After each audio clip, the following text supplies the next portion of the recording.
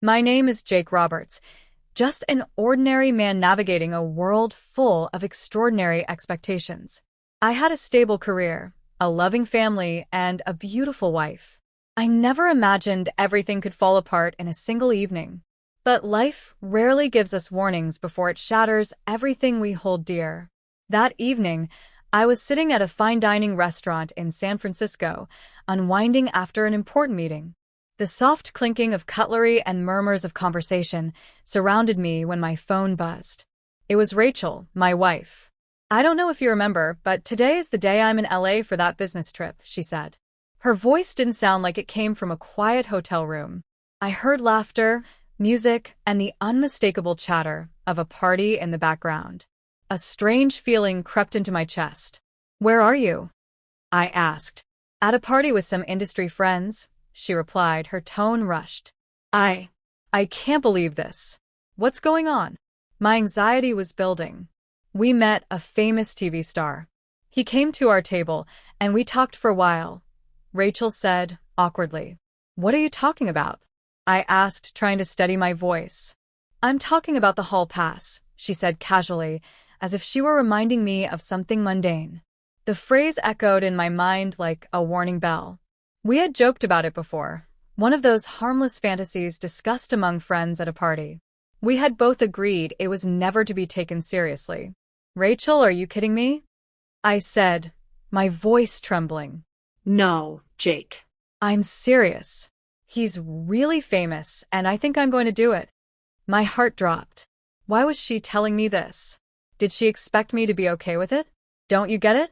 What the hell are you doing? You're not seriously going through with this, are you? I shouted into the phone, unable to hold back.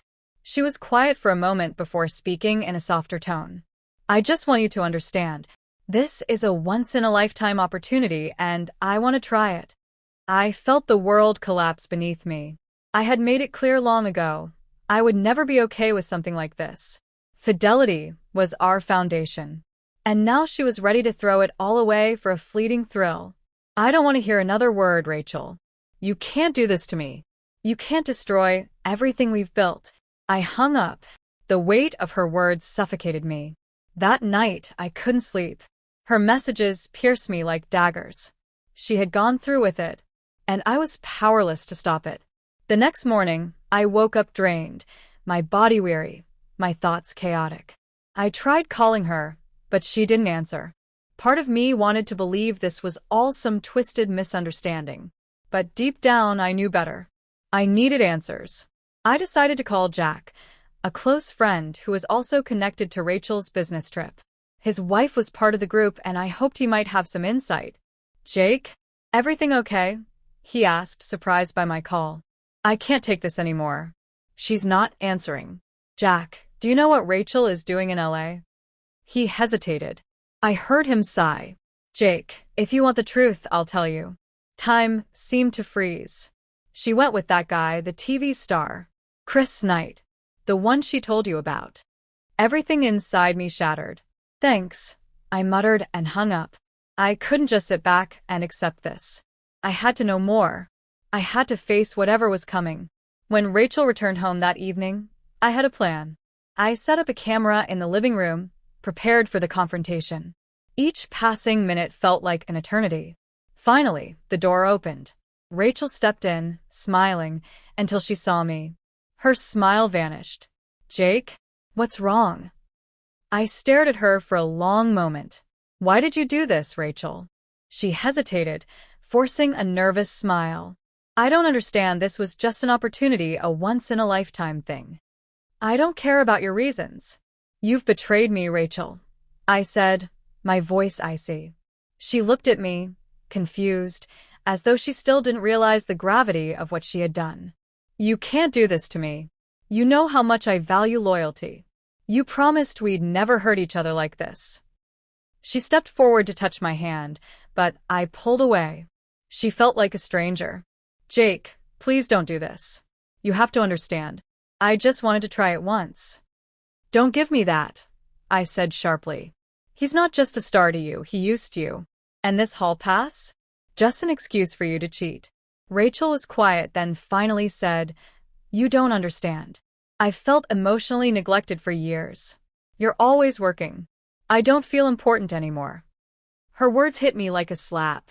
Was it possible I had missed her pain all this time? Maybe, but it still didn't justify her betrayal. How many excuses are you going to make? I asked coldly. You hurt me. You broke this family. And you expect forgiveness. She started crying. Jake, I love you. I don't want to lose you. Do you love me? I snapped. You slept with another man without thinking of me or our children. Her tears flowed freely. The storm of truth had finally broken us. That night, I couldn't sleep. Images of them haunted me. I needed clarity. The next day, I met Max, an old friend and experienced attorney. I need help, I told him. I want a divorce. Max nodded, listening. I'll help you, Jake. But be prepared. Rachel won't give up without a fight. He was right. Days later, Max found solid evidence, texts, pictures, and a signed photo from Chris to Rachel. At court, Rachel and her lawyer sat across from me, their expressions confident. You're basing this on emotion, not facts, her lawyer claimed. But then Max stood up and presented everything, messages, a video call, undeniable proof. Rachel's face crumbled. This can't be. After the trial, I was emotionally drained. This wasn't just a legal battle. It was the burial of everything we once were. When I returned home, the house felt different. Empty. Rachel had left. No note. No message. Just silence. The kids were with their grandparents. I didn't want them to witness the destruction of what we once called love. Days passed. Rachel didn't call, didn't text, but I couldn't stop thinking about her. Despite everything, I had loved her deeply. Then, one night, Rachel's mother called. Jake, can you come over? Rachel wants to talk. When I arrived, Rachel was on the couch, her eyes red and swollen. Jake, I was wrong, she whispered. I looked at her. Do you think words can undo what you've done? I felt invisible, she said, crying. When Chris showed me attention, I felt alive again. I loved you. I would have done anything for you. But you never gave me the chance to fix what was broken. Rachel pleaded, but I had nothing left to give. You destroyed everything. Don't ask for forgiveness when you still don't understand what you've done. I left her there, in tears, alone. Back home, everything felt colorless. Dead. Days later, I filed for divorce. I couldn't keep living in denial. When I left the lawyer's office, I felt hollow yet free. Rachel called again. I didn't answer.